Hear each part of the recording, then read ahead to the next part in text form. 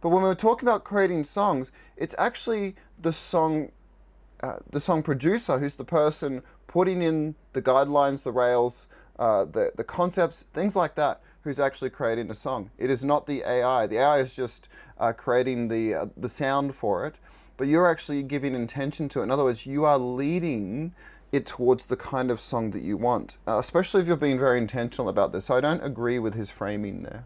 Lyrics are not my cup of tea in the way that I would express things, but they're using poetic language to say that you're dead to your sin, you're alive in Christ. That's an excellent message. What's the problem? It fails to understand what worship is. And that worship is something that we should understand as the human being, which is the highest creation in God's creative order, doing what only humans can do, and that is to communicate with clarity and with language. I actually think he's misunderstanding what worship is, because what is worship? Worship is whatever you do, do it for the glory of God.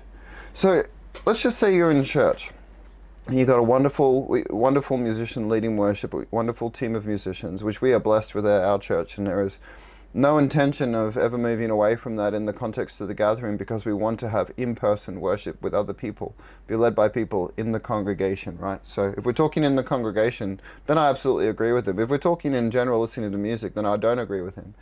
But just say you're in church, you're worshiping God.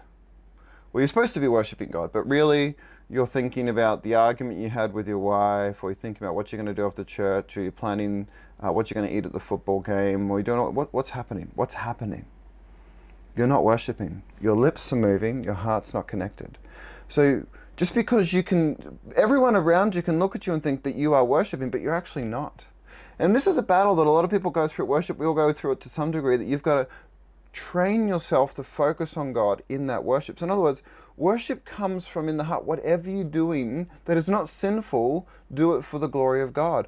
And some things are sinful just because you're not doing them for the glory of God, right?